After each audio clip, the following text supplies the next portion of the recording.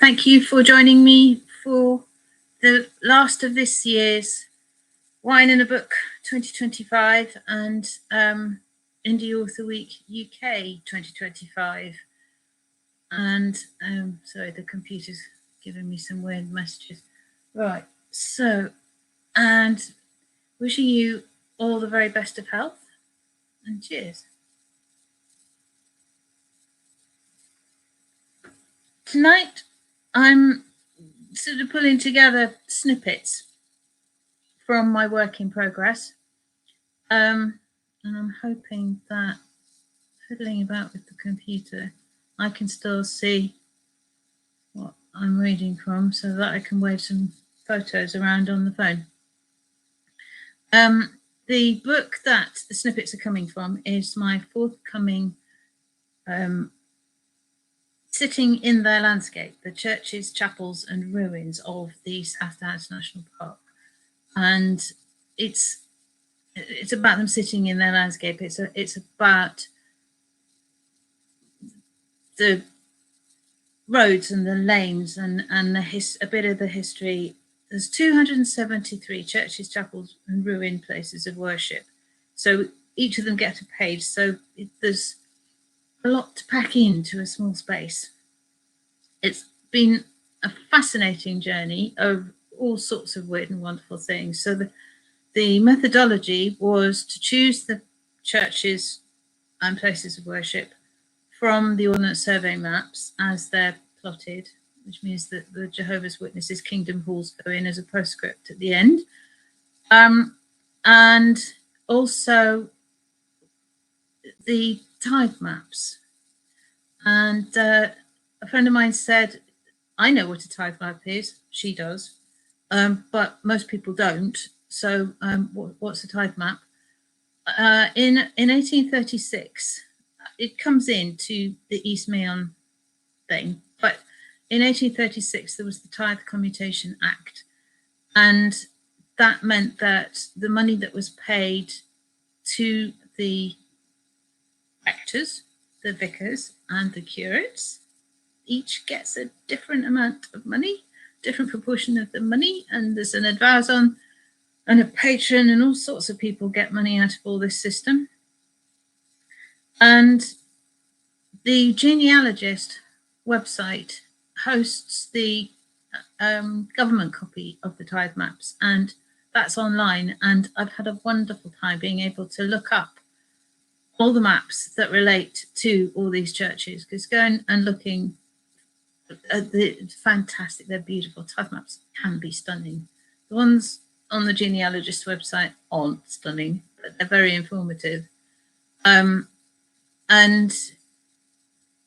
they have an apportionment that goes with them, which gives the names of the owners and the occupiers of the land, and field names and parcel sizes and land use. So it's full of information, and they date to some 1837 through to 1853, I think that's the window of time. And that was such a catalyst of change for churches in particular, but the countryside as a whole, with agricultural changes and people going more to the cities and less from the country. So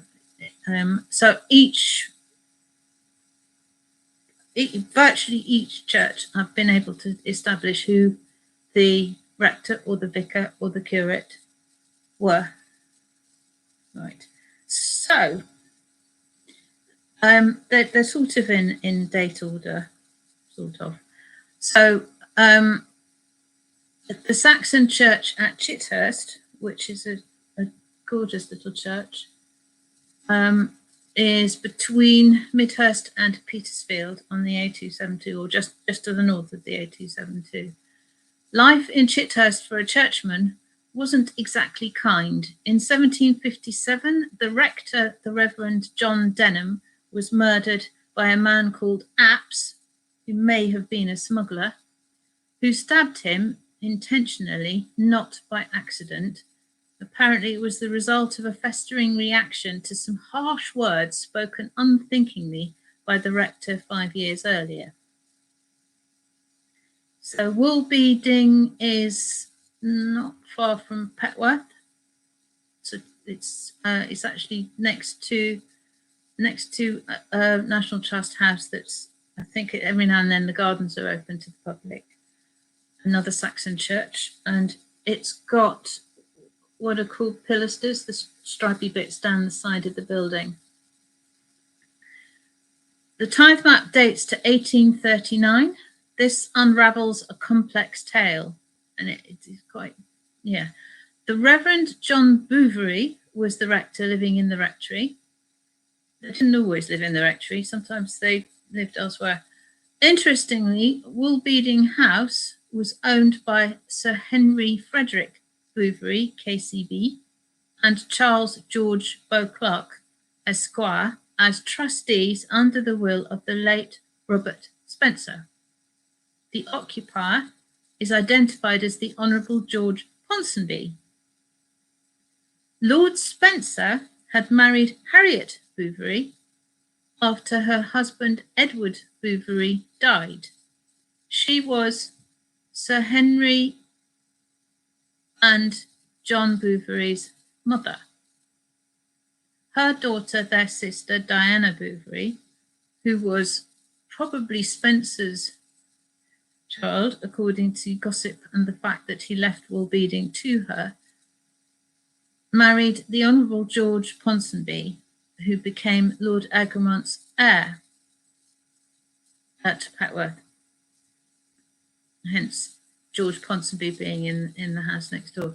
John Bouverie was also rector at Midhurst from 1808 to 1855.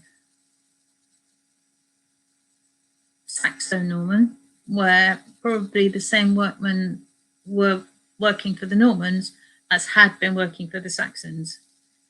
So we sort of tend to think of history in defined chunks, but human beings straddle it. Like quite a lot of us were born before the year 2000.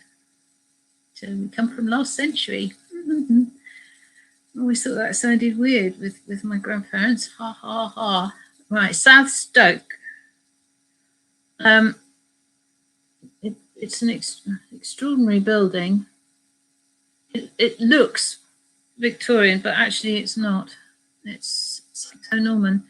The tithe map dates to 1834 with the apportionment in 1843, so 9 years later. The Reverend W.A. Wegelin was in the large parsonage, which is next door, which the listed building entry says was built in 1740 by the Reverend Daniel Gittins. Reverend Wegelin's son was the artist John Reynard Wegelin, Royal Horticultural Society, while his daughter, in inverted commas, was the scandalous Lady Smith. Her mother, his wife, was kicked out of the vicarage while pregnant and subsequently divorced on the grounds of adultery. Reverend Wegelin was then able to remarry a less flamboyant wife. His brother was governor of the Bank of England. Right, so now we get to the Normans and the very Norman St. Cross, which is a fantastic almshouse set up at Winchester. The tithe map dates to 1841. The church appears not identified separately from the rectory. Oh, hang on, that's not St. Cross. Sorry, rewind. St. Cross. The tithe map is dated 1846. The church is marked as in the parish of St. Faith, Winchester, with Chilcombe over the river. Francis North, Earl of Guildford, son of the Bishop of Winchester, was rector from 1829. Anthony Trollope's book, The Warden, was inspired by the large revenue that he received in his post, which caused rather a stir. That's rather an understatement, and I may have to explain that a bit more, mightn't I? But anyway, it did cause a stir in the newspapers. he unlike the warden, he was found innocent, Francis North. Right, Martyr Worthy. That's where I was going wrong. Oh, Martyr Worthy. So I've got a card of that made. And it's reflecting the window.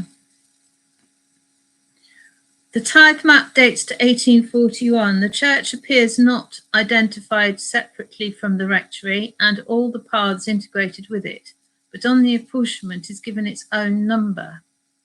The long-term rector was the Reverend Sir Henry Rivers Bart. The rectory was large and housed his 5 sons and 8 daughters. It is still there. It's lovely.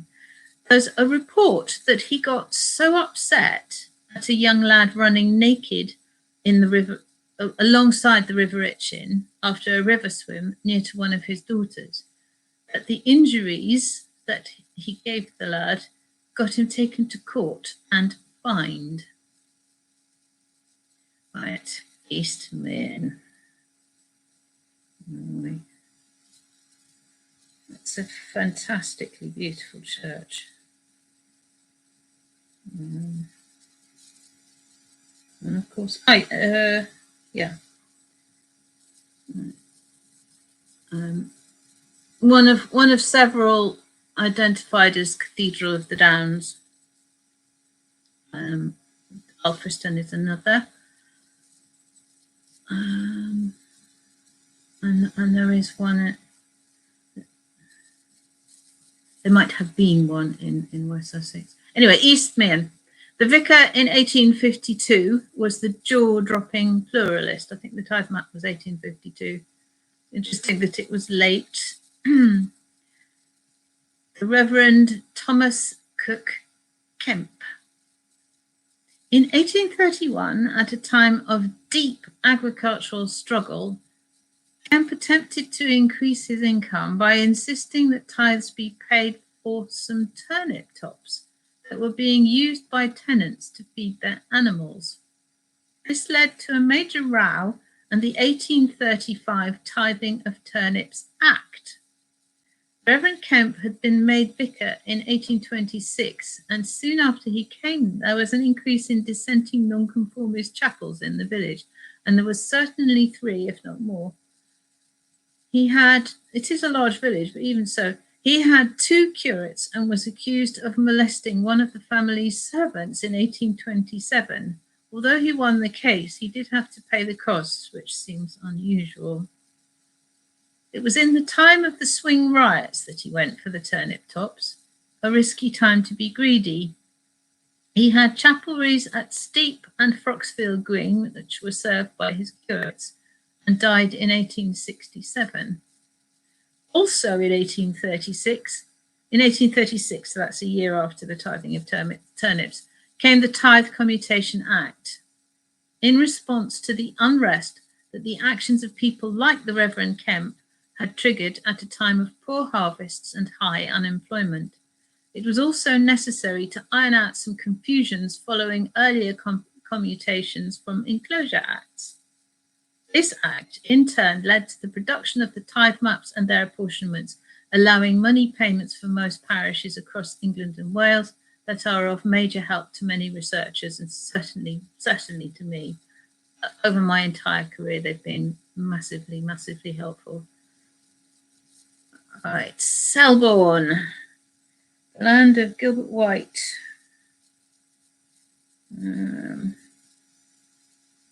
But also another very contentious incumbent. So when we went there, poor old Selborne was under scaffolding, so taking photographs was actually quite tough. The tithe map dates to 1842 and unearths quite a tale. The Reverend Frederick James Parson was the vicar, but only recently appointed. He was in post from 1842 to 1875. Reverend Parson was considered to be more active and positive than his predecessor, who had fallen out with his parishioners over tithe payments and poor relief. Pews were replaced and the 3-decker pulpit went as well. He arranged for William White, a great-nephew of Gilbert White, to be the architect for repairs in 1856, and some yew was included in the work. The previous vicar was a shocker, another shocker. One Reverend William Rust Cobbold. Cobbold was another cleric determined to claim his full tithes in spite of the period of agricultural decline that triggered the swing riots of 1830. In 1832, this erupted with attacks on the Selborne and Headley poorhouses, and poorhouses were not a focus of riots elsewhere, and the very near lynching of Cobbold due to his arrogant attitude and refusal to compromise or back down. And this was a genuine near lynching, not a newspaper tabloid version. The leader of the Selborne rioters, John Newland, was known as the trumpeter, as he summoned his colleagues with a trumpet or horn. After the riots, he lived in the woods by Selborne Hanger by day, so evading arrest in spite of returning home at night. He has a modern memorial under the yew tree, poor old yew tree that's no more. Right, Linchmere is another one. So it's a cute little church up in the north of West Sussex, very, very close to the Surrey border. From 1777 until 1801, a notorious character, the Reverend James Fielding, was acting as curate at Linchmere, as well as having multiple livings elsewhere, including Cranley and Hazelmere. He lived in Hazelmere in a fancy house with his second wife, who was 18 when he married her at 57. He was also a JP and almost certainly a highwayman. To the north lie the Surrey heathlands and the Portsmouth Road, the line of the modern A3, a dangerous place to cross in the 18th century. The Reverend Fielding is thought to have had an involvement with a notorious robbery on Hindhead at the Devil's Punch Bowl, still marked by the gibbet in the woods, and I used to have to go walking past it when I was working up at Hindhead. Two highwaymen also worked for him, and he was the presiding JP for Surrey, so they had his protection when they attacked that side. But he was not a JP in Sussex, and that got them hung for mail robbery. After Reverend Fielding's death, mail sacks were found in one of his many houses that had been bought on the diverted proceeds of poor relief funds. Not a good man. Right, so now we come on to better folk. It just happens it's that way. So Grapham is up on the scarp. Oh gosh, up on the scarp in West Sussex. The tithe map is dated 1841. There is also an update from 1848, and together these show the bones of a complex family story that impacted on the church in England and also a little bit of science history, I suppose. The Reverend Henry Edward Manning is shown as the rector. He was also rector of Willavington, now East Lavington Seaford College, and lived along the Underhill Path there.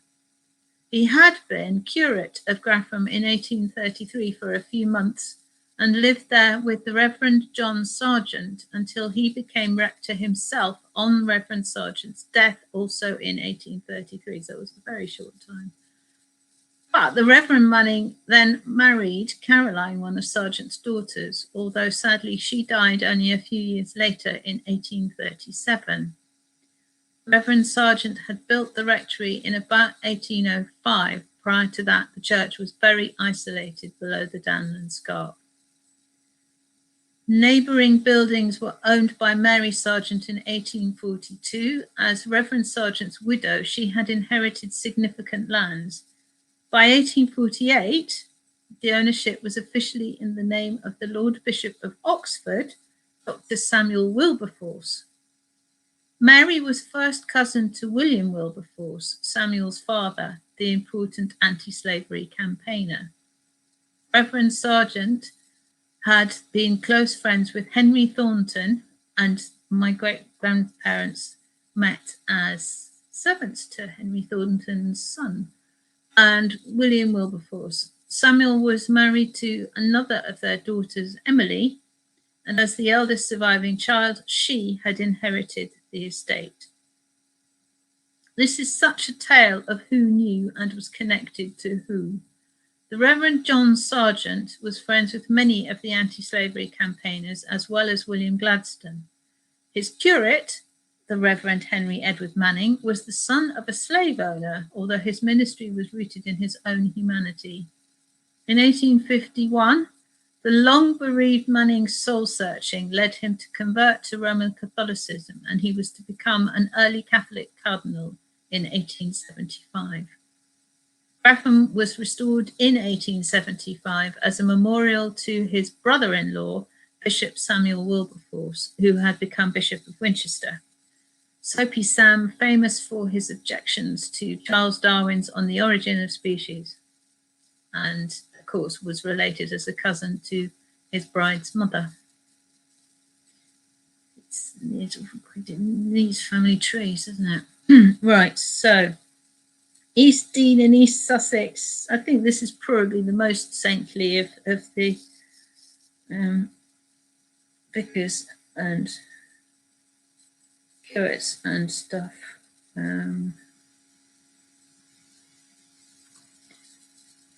So it's not far from Beltute and Seven Sisters, and yeah. In the churchyard is the grave of a renowned local parson, Reverend Jonathan Darby, variously curate of Littlington, rector of Wilmington, and parson of Friston and East Dean from 1692 to 1726, so early. Appalled by how many sailors and smugglers he was having to bury from shipwrecks, he created Parson Darby's hole in the soft chalk cliff, where he sat night after night, having set lights as a forerunner to the later lighthouses at Beltute and Beachy Head in order to warn ships. So it was an actual cave in the chalk, which is it's an extraordinary idea given how, when I worked at Sussex University, the students would map the cliff retreat, and the idea of being in a cave in those cliffs. But it was at the time where it was what I think it was the time of the Little Ice Age, so the cliffs would have been firmer than they are now because they've gone a bit soft. All right, Ringmer. Ringmer is just outside the national park. Sort of there's a little sort of nibble. And there's the church. The tithe map is dated 1840. The Reverend John Constable was the vicar, with a curate, the Reverend John Lupton. Reverend Constable was vicar from 1812 to his death in 1863 and resident, not quite sure how that works. In 1813, his dog had been found in Lewes at the bottom of School Hill, suffering from rabies. He lived at Middleham. His curate Lupton, also rector of Cliff, lived in the vicarage. So if only the dog lasted long. Right. It's so good that rabies is no longer a problem. And the last one, I've taken a long time because I've been showing the photos. The last one is Willingdon. The tithe map is dated 1843. This is a sad one. The Reverend Henry James was the vicar, living with, there's the church. Living with others in the parsonage next door to the church. Reverend James sadly died from a fall at Beachy Head in 1850, aged 37, at a site then called Gun Gardens, but later called the Devil's Chimney. He had attempted to climb down the cliff, possibly looking for fossils, at first showing off to a fellow vicar and his own daughter, but shockingly he didn't make it down as slowly as he planned, and he is buried in the churchyard. Oh no, one more, Itchen Abbas. Yeah, right. This is a Victorian church on the site of an earlier church. So the tithe map is dated 1839, so shows the old church. Reverend Robert Wright was the rector. He was a controversial clerical magistrate who had 5 parishes. He was rector from 1804 to his death in 1850, with his son as his curate until 1836. The church was totally rebuilt in 1867 in the time of his successor, the Reverend William Webb Spicer. Reverend Wright was also chaplain to the Duke of Buckingham and a friend of Lord Palmerston's. Apparently, he used to spend the winter at Southwick and summer at Itchen Abbas, right next to the River Itchen. In spite of the pluralism, he was known as the poor man's friend, evidenced by his actions following the theft of a horse by a local gypsy known as John Hughes in 1825. The trial and hanging took place in London, and Reverend Wright tried to stop the hanging, purchasing his body in order to be able to bury him in Itchen Abbas churchyard. The grave is under the fine ancient yew tree that may have been close to the collapsed east end of the old church.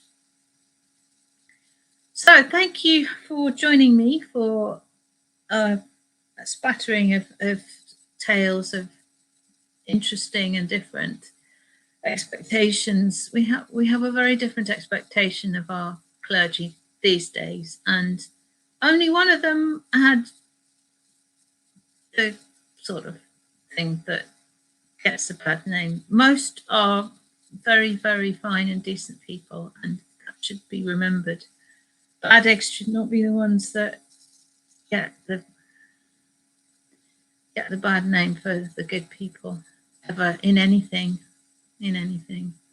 Thank you very much for joining me and for watching these, and I will try and put them up so that they're videos rather than lives. So hello to anybody who's watching this in the future, which I hope they will be doing, and your health and happiness, and thank you.